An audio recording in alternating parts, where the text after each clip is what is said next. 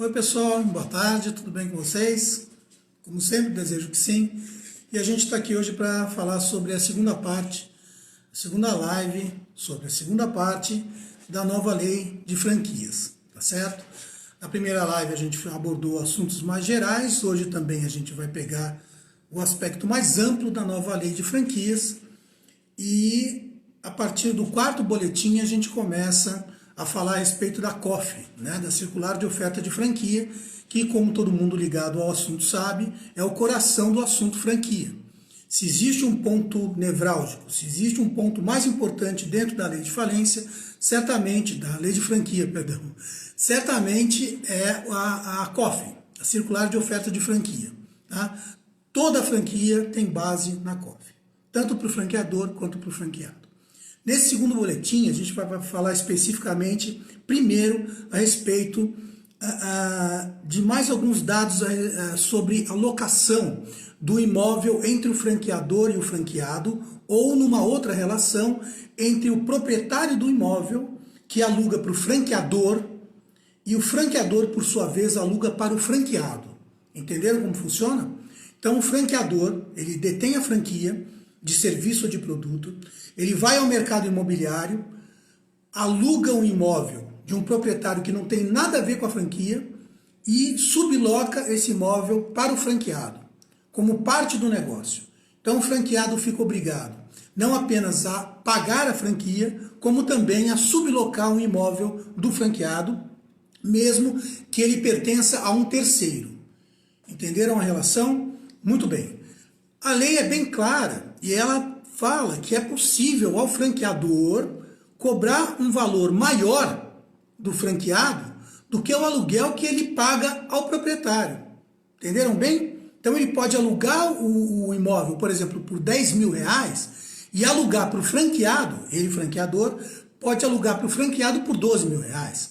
Ele pode cobrar ainda um spread, ele pode cobrar uma diferença maior do franqueado, por conta de ter arrumado o imóvel e o ponto comercial. Entenderam? Qual é a condição para isso? Ele pode fazer isso desde que, primeiro, que isso seja previsto no contrato de franquia. Que essa majoração da cobrança do aluguel em cima do sublocador, que é o franqueado, esteja prevista expressamente em contrato. No contrato de franquia e no contrato de locação, obviamente, com a licença do contrato de franquia. E mais uma condição é que esse valor a maior que o franqueador pode cobrar do franqueado, que ele não cause prejuízos ao franqueado, tá? Que ele não venha a onerar muito os custos do franqueado. Eu digo para vocês que assim, tem tudo para dar briga, né? É uma cláusula que tem tudo para dar errado, tá certo? Por quê? Porque como é que você vai medir se o valor de um aluguel é ou não nocivo para o franqueado? Se é muito, se é pouco? Depende. Olha só o exemplo que a gente está tendo agora na Covid. Juízes que estão isentando aluguéis. Por quê? Porque o sujeito comprou a franquia não vende nada. Vamos supor uma franquia de roupa de criança. As crianças são grupo de risco. Ninguém leva a criança numa loja para comprar roupinha de criança e evita, obviamente, aglomeração. Conclusão, a loja não vende nada, como é que ela vai pagar aluguel? Tá certo? Imagina se for para uma franquia. Vai ter que pagar royalties, o valor da franquia e o aluguel. Então, obviamente, tem tudo aí para sair umas brigas judiciais, eu diria até, mais do que essas judiciais. Enfim, isso não tem muito por onde escapar, tá bem? Outro ponto importante que eu acho aí é a ação renovatória.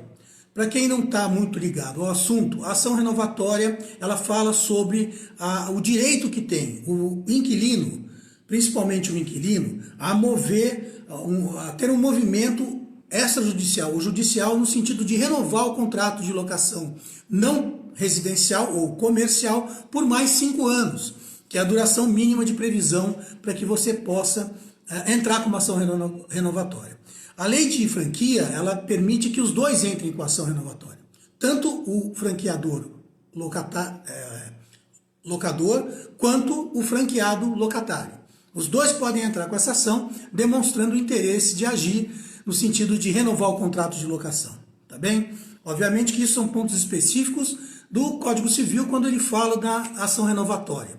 Aí eu peço que vocês deem uma pesquisada lá ou mandem a pergunta diretamente para a gente que a gente responde. Tá certo? Mais um ponto importante aí é o seguinte. Na ação renovatória, você sempre vai ter uma medida, depois de mais ou menos 4 anos e meio de contrato, de locação sem interrupção no mesmo ramo, é uma condição, você vai ter uma medida do quanto o franqueado cresceu ou não e o que se esperava dele em relação à circular de oferta de franquia. Quais eram as metas? Ele bateu ou não bateu? Ele está insolvente com aluguel ou não está? Então tudo isso vai fazer parte da composição da ação renovatória ou não. Ou se ele vai preferir entregar a franquia, passar para um terceiro e também extinguir o contrato de locação. É o momento adequado para fazer isso, seria as vésperas de uma ação renovatória, cujo prazo é bem diferente das outras ações, tá bom, pessoal?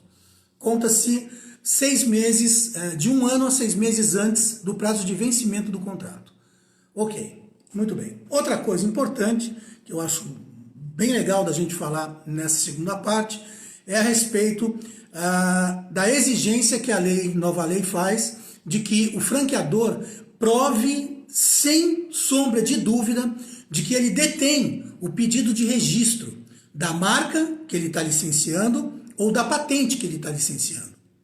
Porque se você tem aí a franquia de um produto industrializado e ele é uma invenção, ele é uma novidade no mercado, você está falando de uma patente, tá certo? Também existe aí registro de desenho industrial, de modelo de utilidade, tudo ligado ao Instituto Nacional de Propriedade Industrial, INPI. Tá? Esses registros, pedido de registro, tudo é feito lá.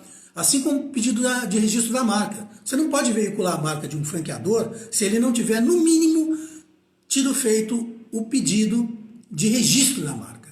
Então a prioridade de registro é dele, tem que ser dele. Veja que a lei não exige que ele já tenha a marca registrada, mas o pedido feito no INPI ele já tem que ter feito. Tá bem? Sem objeções lá dentro, tá certo? E tem que fazer prova disso antes da assinatura do contrato de franquia. Fica atento a isso. Para a gente ir caminhando aí, assim, para fazer a pesquisa, se você precisar pesquisar se o sujeito tem, não tem um registro, etc. Tal, coisa mais simples do mundo, pessoal. Entra no site do INPI, tem um campo pesquisa, e você separa marca, patente, desenho industrial, modelo de utilidade, assim por diante. Vai lá, clica, bota ou o nome do sujeito, ou o nome da invenção, ou a marca, bota a marca lá, digita a marca, dá procurar, ele traz a fichinha completa. Quando o cara entrou, se o cara entrou, vai trazer quando, em que data, quando é que é o próximo pedido de exigência para ele, se já está para sair o registro definitivo ou não, tudo isso vai estar informado no site do INPI de graça. Essa informação é gratuita, ok?